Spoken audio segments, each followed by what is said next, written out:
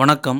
கும்பகோணத்துக்கு அருகே கீழ்கோட்டத்தில் அமைந்துள்ள அருள்மிகு நாகேஸ்வரர் சிவாலயம் தான் இந்த திருக்கோவில். இங்கு மூலவர் நாகேஸ்வரர் நாகநாதர், தாயார் பேரு பெரிய நாயகி பிரகன்நாயகி என்ற திருநாமத்தில் காட்சி கொடுக்குறாங்க. இங்கு தாயார் தெற்கு முகமாகவும் சிவபெருமான் கிழக்கு முகமாகவும் நம்மளுக்கு காட்சி கொடுக்குறாங்க. தீர்த்தம் மகாமக குளம் சிங்கமுக தீர்த்தம். இந்த கோவில் நுழைவாயிலுக்கு உள்ளே வந்தவுடன் இடதுபுறத்துல சிங்கமுக தீர்த்த கிணறானது அமைந்திருக்கு. இந்த கும்பகோணத்துல மகாமக குளத்திற்கு வாயு பாகத்துல இந்த திருநாகேஸ்வரர் சிவாலயமானது அமைந்திருக்கு.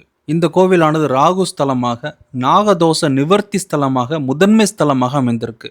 திருநாகேஸ்வரத்திற்கு முன்னாடியே இந்த கோவில் ராகுதோஷ நிவர்த்தி ஸ்தலமாக, முதன்மை ஸ்தலமாக இந்த திருத்தலம் அமைந்திருக்கு. அப்பர் பெருமானால் தேவார பாடல் பெற்ற ஸ்தலம்.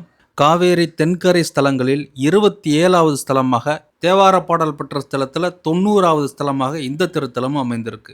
இங்குள்ள முருகனை அருணகிரிநாதர் புகழ் பாடியுள்ளார். நாகராஜன் சூரிய பகவானால் வழிபட்ட சிவலிங்கம். இன்றளவும் சித்திரை மாதம் 11, 12, 13 ஆகிய தேதிகளில் சூரிய ஒளியானது இங்குள்ள சிவலிங்கத்தின் மேலே படும். புராண காலத்தில் சூரிய பகவானுக்கு சூரிய ஒளியானது குறைந்து கொண்டே வந்ததால் இந்த ஸ்தலத்துக்கு இங்குள்ள நாகநாதரை வழிபட்டு மீண்டும் அதிக ஒளித்தன்மையை பெற்றதினால் இந்த சேத்திரமானது பாஸ்கர சேத்திரம் என்ற திருப்பெயரால் அழைக்கப்படுது.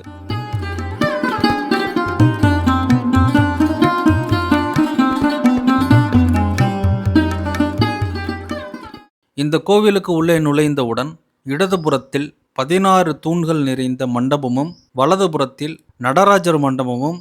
இந்த நடராஜர் மண்டபமானது 2 புறங்களிலும் கல்லாலான சக்கரமானது பூட்டப்பட்டு பாய்ந்த குதிரைகளானது இழுத்துச் செல்லும்படியாக தேர் வடிவில் இந்த நடராஜர் மண்டபமானது அமைந்திருக்கு. இங்கு காளி தேவி இங்குள்ள சிவபெருமானை வழிபட்டு நடராஜரின் அருளை பெற்றதாக சொல்லப்படுது. இங்கு நடராஜர் சன்னதிக்கு நேர் எதிராக காளி தேவி தனி மண்டபத்திலிருந்து உர்த்தவ தாண்டவ மூர்த்தியான நடராஜரை வழிபாடு செய்தபடி நடராஜர் மற்றும் காளி தேவி எதிரெதிர் மண்டபங்களாக நேர் எதிராக இங்கே நம்மளுக்கு காட்சி கொடுக்குறாங்க.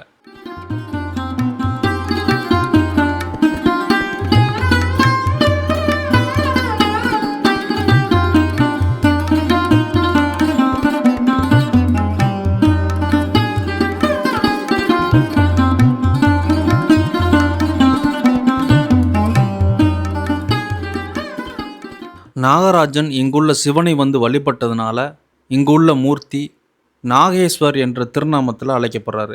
முற்காலத்தில் இந்த பூமியில் பாம்புகளின் தலைவனாக ஆதிசேஷன் இருந்திருக்காரு.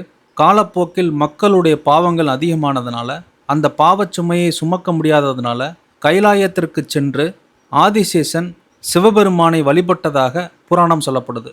அதுக்கப்புறம் சிவபெருமான் ஆதிசேஷனின் பூஜைக்கு மனமிறங்கி இந்த பூலோகத்தில் எவ்வளவு காலமானாலும் தாங்கக்கூடிய சக்தியை ஆதிசேஷனுக்கு கொடுத்ததாக புராணம் சொல்லப்படுது.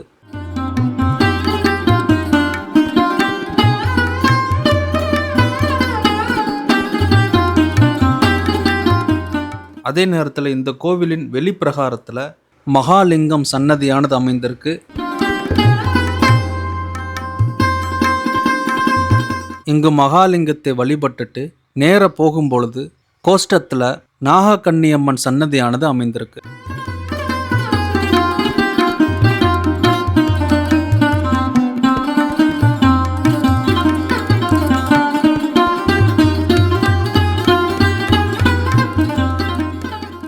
நாகக்கன்னியம்மன் சன்னதியை சுற்றிலும் 27 நட்சத்திரங்களானது இங்கே அமைப்பட்டிருக்கு. இந்த நாகக்கன்னியை வழிபட்டுட்டு இந்த 27 நட்சத்திரத்தில் உள்ள ஒவ்வொருவரும் தான் பிறந்த நட்சத்திரத்தை வழிபட்டு வராங்க.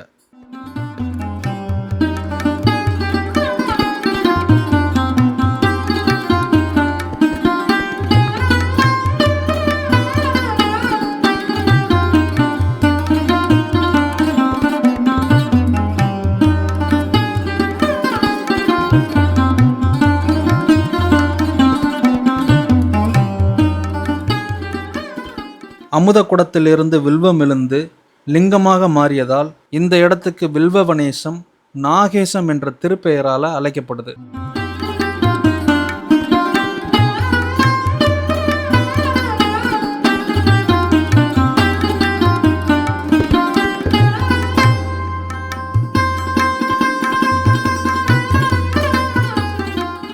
இந்த ஸ்தலத்தில் மகா சிவராத்திரி அன்று ஆதிசேஷன் இரவில் வந்து இந்த கும்பகோணத்தில் இந்த நாகேஸ்வரரை வழிபட்டதாகவும், அதற்கப்புறம் 2ஆம் கால பூஜையில் திருநாகேஸ்வரத்திலும், 3ஆம் கால பூஜையில் திருப்பாம்புரத்திலும், 4ஆம் கால பூஜையில் நாகூரிலும் வழிபட்டு பயன்பெற்றதாக சொல்லப்படுது.